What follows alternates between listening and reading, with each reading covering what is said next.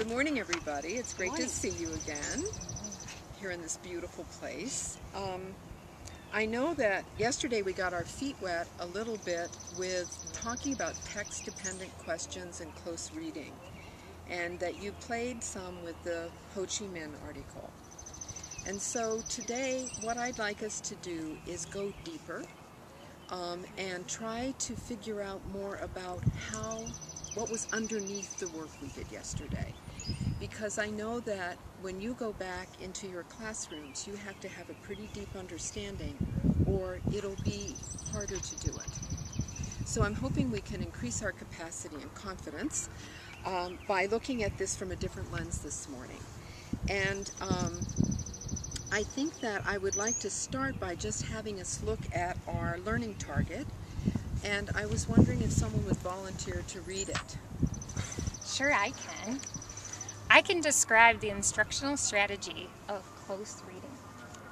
So if this were a test, which it's not, and that was what you had to do right now, how much of it could you describe? Who wants to take a stab at describing a piece of that?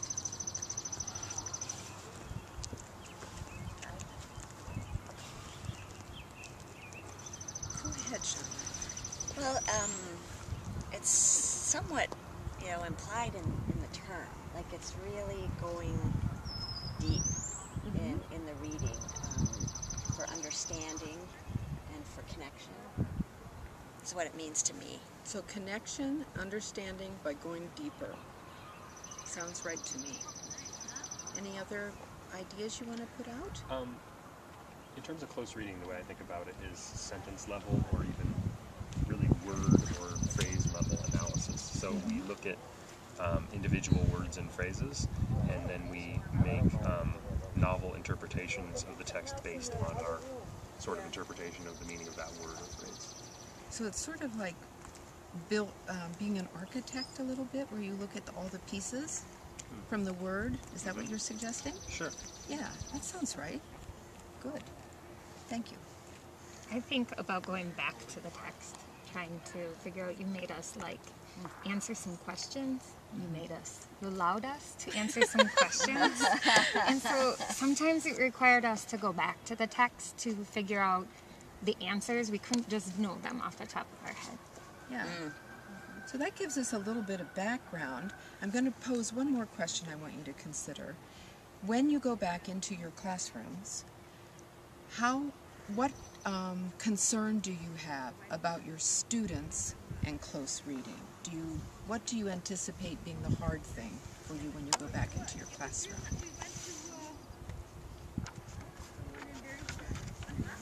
I think maybe some of my students actually taking the time to go back instead of just saying, oh, I think it's this, and writing down the answer. So getting from just reading to the close reading. So being able to truly answer the question. Good. Any other concerns or observations about your classes? Mine's the same. Yeah. I sometimes wonder how my kids are really going to be able to do close readings when some of them struggle to actually just read it all. Right. Yeah, right. Right. No, that's a very good point. The hope that I have found with that is that when I give them smaller pieces to work from, they get stronger over time. It's a stamina technique. So we're going to talk about some of those things too. Alrighty, well, let's hear that learning target one more time. Shauna, would you read it? I can describe the instructional strategy of close reading. Okay. So what we're going to do today is we're going to look at an article by two researchers, Nancy Fisher and Douglas Frey, and it's on text-dependent questions. And you'll find it's pretty accessible and brief, but gives a lot of information. So what I'm going to ask you to do is skim it. It will take about 5 minutes. And you'll see points in it, including a graph that I think is just amazing in terms of how much information it gives you with so few words.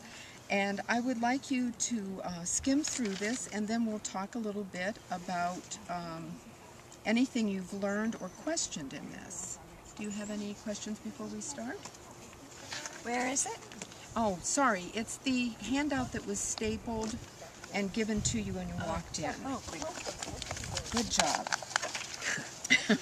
Okay, so let's take 5 minutes and you skim through this and I will review it as well. She did a great job skimming that. Are you almost ready too, Shauna? I'm ready. I'm ready. I was reading a second time just for goodness. Amazing. All right, Gold my star. friends. So I would love to hear what you think the key points of this are. If you would just share them out to the group, that would be, I think, reinforcing. So who would like to start?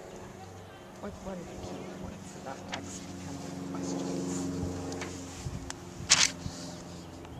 From the thing that I had talked to you about earlier with my students having to actually go back to the text and concern a little bit about them being able to do that, it really talked in here about how it requires them to do that, to be able to answer that they have to go back and reread the text to find the evidence they need. Right. So there's sort of no way around it. True, which is nice. Yeah. Sometimes it's good to have something that concrete. Mm-hmm. Other observations people have? When there's really an expectation of deepening understanding with the detail. Like, so it's both overall and attention to detail. Yes. Understanding. So it's a both and proposition, Yeah, not yeah, an either yeah. or. Yeah. Very Yeah. good. Yeah, that's Good a good way to thinking. say it. Yeah. I think it speaks to rigor.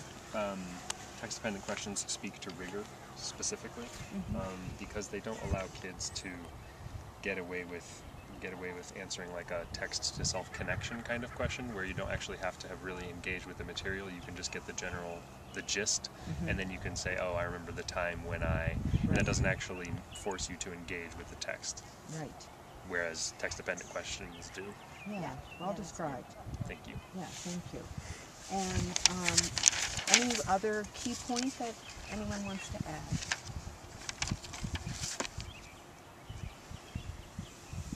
I too liked the graph that you were speaking about because I feel it kind of lays it all out for us in a picture format, but then also gives us the definitions of what each section is about. Yes, and if we look at that graph, Jen, just a little bit closer, one of the things that we can see is it's a kind of hierarchy in either column.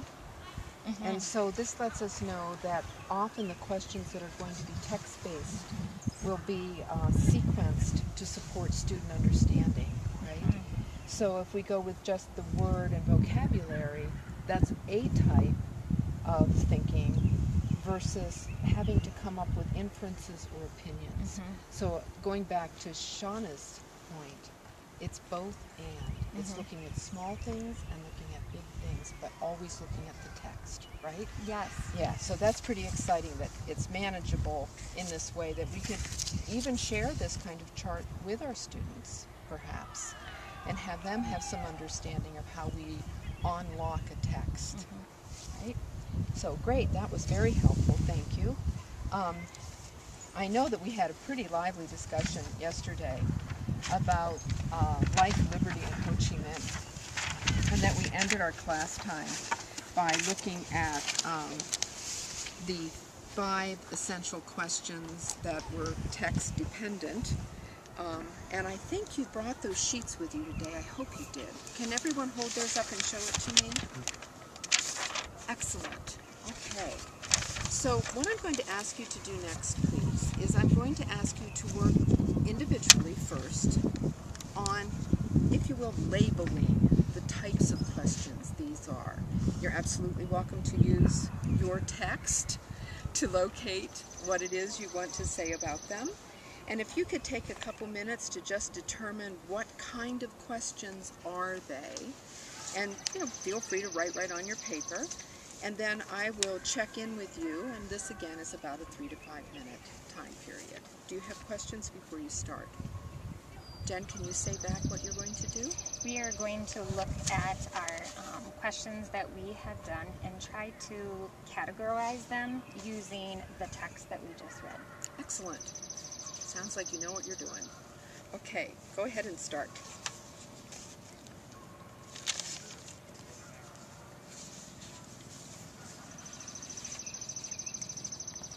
Okay, so let's, since there's so few of us today, let's just go through these as a group instead of pairing.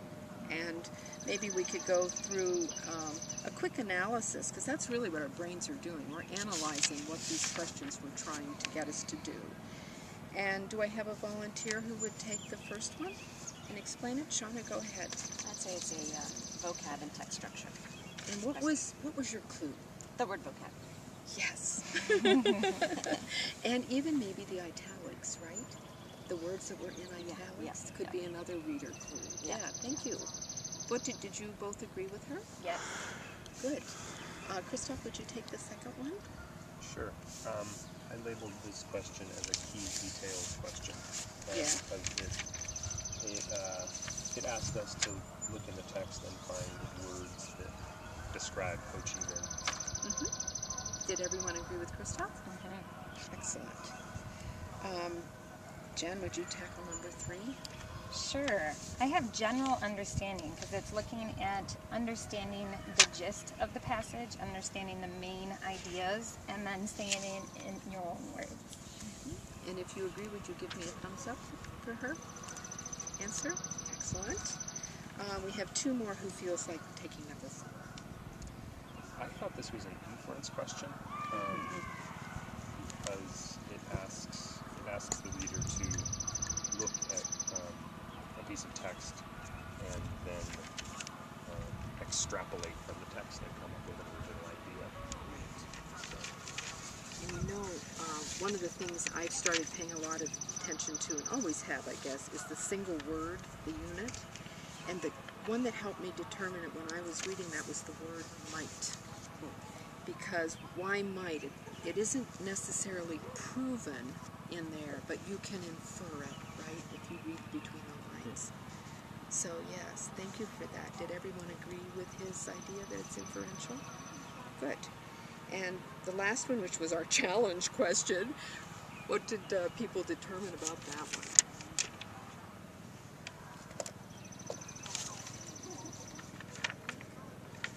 Well, it asked about the author's perspective, which is kind of gave it away a little bit, looking at the author's purpose and trying to determine what he was really trying to say. Right. So I'd like to build on that for a minute, because it's something I've learned over the last 10 years. I think it's really helpful to go ahead and be transparent about what you're asking. I was a former high school English teacher. And at one point in my 30s, I remember contriving questions, sort of like mystery questions, that were tied to text, but it wasn't always clear what I was asking. I can see that now. And so I like the fact, the way these questions are designed, it wasn't too hard to figure out what kind of text-based question they were asking, because they had the word detail in it. They had the word vocabulary. And that, when you think about being a 5th grader or an 8th grader, why not have that extra direction explicitly in the question?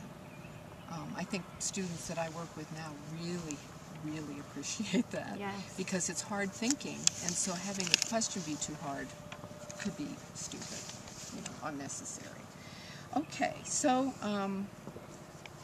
that was wonderful to have you share those ideas with us, and I would like to know now if we were to go back to this learning target, and Christoph, can you read it one more time? Sure. I can describe the instructional strategy of close reading. And we were to do just a thumb technique protocol. Would you say you really understand it? You understand it somewhat, or you don't get it yet? Thumbs up, thumbs across, thumbs down. And I noticed, Shauna, that yours was across. Did you have some questions you wanted to ask before we end our session today that would help clarify? Nope, I just think I need to revisit it. Okay, great. Yeah. Well, it's been fun working with you, and I hope you have safe trips back.